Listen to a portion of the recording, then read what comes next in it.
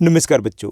आज हम पढ़ने और समझने वाले हैं क्लास 10th हिंदी की हमारी वर्कशीट नंबर 55 यानी कि कार्यपत्रक संख्या 55 को। यह आपकी 24 दिसंबर 2021 की वर्कशीट रहेगी।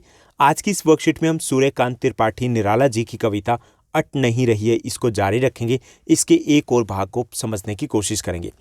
पिछली जो वर्कशीट थी उसमें हमने अट नहीं रही है इसी कविता के पहले अंश का अध्ययन किया था। ये जो पूरी कविता है ये कविता फागुन मास की सुंदरता पर आधारित है। यानी कि फागुन मास जो होता है बसंत ऋतु के आसपास का महीना होता है और बसंत जो ऋतु होती है उसे ऋतुराज कहा जाता है, क्योंकि उस वक्त जितनी सुंदरता धरती के ऊपर होती है, पृथ्वी के ऊपर होती है, उतनी किसी और ऋतु में नहीं होती है। उस वक्त चारों तरफ रंग बिरंगे हरे पीले लाल नीले फूल होते हैं, तितलियाँ होती है, पक्षी भी अलग ही खुशी के साथ चहचहाते हैं। सब कुछ इतना मधुर होता है, इतना सौंदर्यपर्क होता है कि उससे हम चाहकर भी अपनी नज़रें नहीं उठा सकते। साथ साथ वातावरण में अगर बात की जाए तो उस वक्त एक अलग सी महक होती है, पॉजिटिव वाइब्स आती है, पॉजिटिविटी आती है, हम भी फिट एनर्जेटिक फील करते हैं। उस वक्त हमें भी लगता है कि हम कुछ भी ठान लेंगे, वो कर दिखाएंगे। ओके, तो ये सब कुछ उस वक्त होता है जब फागुन का मास होता है। फागुन मास अगर अंग्रेजी महीनों की बात की जाए तो फेब एंड से लेकर के लगभग ये मान के चलो मिड मार्च तक, ये इस टाइम जो होता है वो वसंत ऋतु का समय होता है और लगभग ये फागुन मास का समय होता है। तो उसी सुंदरता को हम कुछ और पंक्तियों के माध्यम से जानने का प्रयास करेंगे। तो चलिए शुरुआत करते हैं हम आज की इस कविता की। कविता है हमारी अट नहीं रही है और कवि है सूर्यकांत त्रिपाठी निराला जी। अट नहीं रही है इसका अर्थ है नहीं समाना, मतलब जो सुंदरता है फागुन मास की वो इतनी ज़्यादा है कि वो कहीं पर भी समा नहीं पा रही है। पंक्तियाँ दी गई, कहीं हरी कहीं लाल, कहीं हरी कहीं लाल, कहीं पड़ी है उर में मंद मंद गंध पुष्पमाल। कि यहाँ पर चारों तरफ फूल ही फूल दिखाई दे रहे हैं।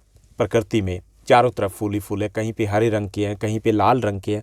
और ऐसे लगता है उन फूलों के साथ साथ एक और चीज़ भी है, उसी वक्त पेड़ पौधों के ऊपर नई पत्तियाँ आ रही होती हैं। ओके, इससे वातावरण और भी अलग से दिखता है। तो कहीं हरी कहीं लाल, की कहीं पे हरे फूल खिले, कहीं पे लाल फूल खिले, कहीं पड़ी उर में मंद मंद गंध पुष्पमाल। ऐसा लगता है कि प्रकृति ने एक माला को पहन रखा हो, क्योंकि चारों तरफ फूल है और फूल के साथ साथ एक महक आ रही है, खुशबू आ रही है जो आकर्षित कर रही है।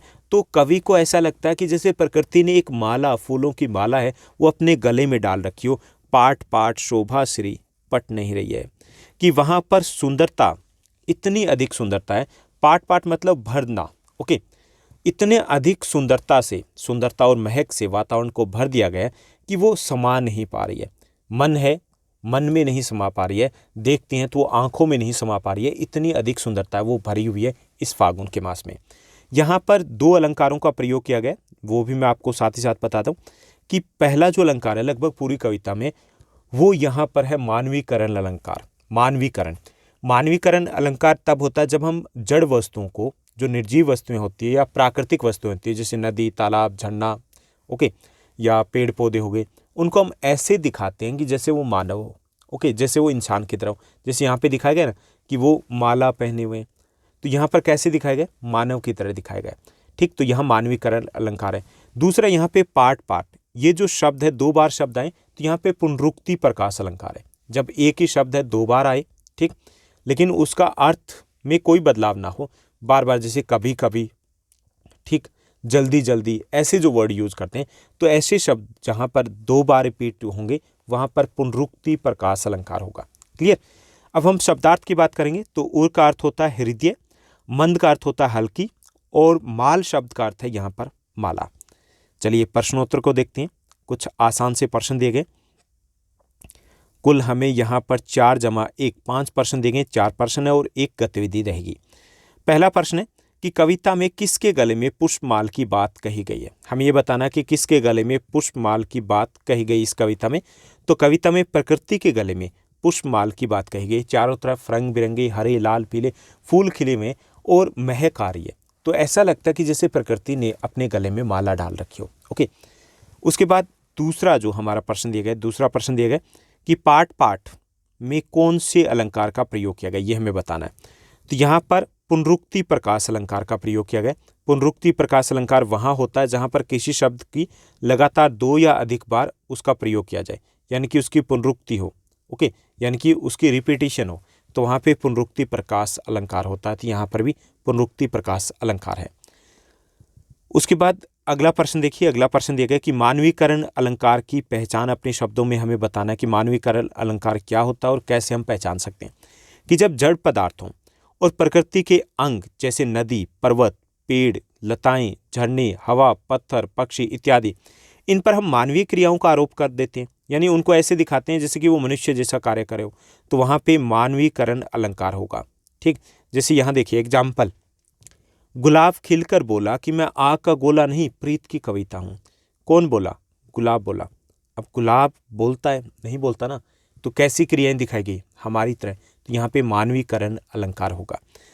चलिए अगले प्रश्न को देखते हैं। अगला हमारा प्रश्न दिया गया कि कवि को ऐसा क्यों लगता है, कवि को ऐसा क्यों लगता है कि प्रकृति के गले में पुष्पमाल पड़ी है। ठीक, फागुन के महीने में चारों तरफ रंग बिरंगे फूल और नई पत्तियां होती है, इसलिए कवि को ऐसा लगता है कि प्रकृति के गले में पुष्प की या फूलों की माला पड़ी हुई है। ठीक, चलिए पांचवें प्रश्न को देखते हैं। पांचवा प्रश्न एक गतिविधि रहेगा। ये जो गतिविधि दी गई कि किसी सुंदर वस्तु या स्थान की खूबसूरती को 8 पंक्तियों की कविता के माध्यम से व्यक्त करना है। यानी कि हमें किसी स्थान या कोई वस्तु है, ओके, या कोई मौसम भी हो सकता है, उसकी खूबसूरती को हमें एक छोटी सी कविता से व्यक्त करना है। तो यहाँ पे इन्हें कविता दी है और ये कविता मैंने एक पुस्तक से ली है, एक बुक थी 5th क्लास की, वहाँ से मैंने लिया है। ठीक, तो वो स्वरचित नहीं है ये। यहाँ पे लिखा है कि धूप सेंकती हुई तितली, धूप सेंकती हुई तितली अपने रंगों पर पसार देती है पंख। कि धूप सेंकती हुई तितली अपने रंगों पर पसार देती है पंख। कि जैसे हम सर्दियों में बाहर बैठते हैं, फूलों के आसपास बैठते हैं, तो हमें दिखाई देता है कि तितली भी धूप सेंकने आ गई है और चारों तरफ उसके पंख है, रंग बिरंगे पंख हमें दिखाई देते हैं। हम इस तरह क्यों सोचते हैं कि हमारे अलावा किसी को नहीं पड़ता मौसम के बदलने से फ़र्क। हम आमतौर पे ये सोचते हैं कि जब मौसम बदलता है तो सिर्फ हमें ही फ़र्क पड़ता है, बाकी किसी को फ़र्क नहीं पड़ता। हम उनके बारे में, जानवरों के बारे में, बाकियों के बारे में ज़्यादा सोच ही नहीं पाते। कुत्तों को भी तो ठंड लगती है, कुत्तों को भी ठंड लगती है और बिल्लियाँ थोड़ी कम बिल्ली हो जाती है। सर्दियों के मौसम में सबका ऐसा हाल होता है। सर्दियाँ रजाइयों में महसूस नहीं होती है। बहुत सारी चीज़ें जब महसूस होना बंद हो जाती है, तब उन्हें धूप सेंकती हुई तितली को देख करके समझा जा सकता है कि सर्दी सबको लगती है। तो एक छोटी सी कविता थी, आसान सा इसका भावार्थ है। तो ये थी हमारी आज की वर्कशीट। आई होप सब कुछ आपको अच्छे से समझ में आया होगा। अगर आपको ये वीडियो, ये वर्कशीट अच्छी लगी तो इस वर्कशीट को लाइक और शेयर जरूर कीजिएगा। आज के लिए बस इतना ही। Thank you, bye bye, have a nice day.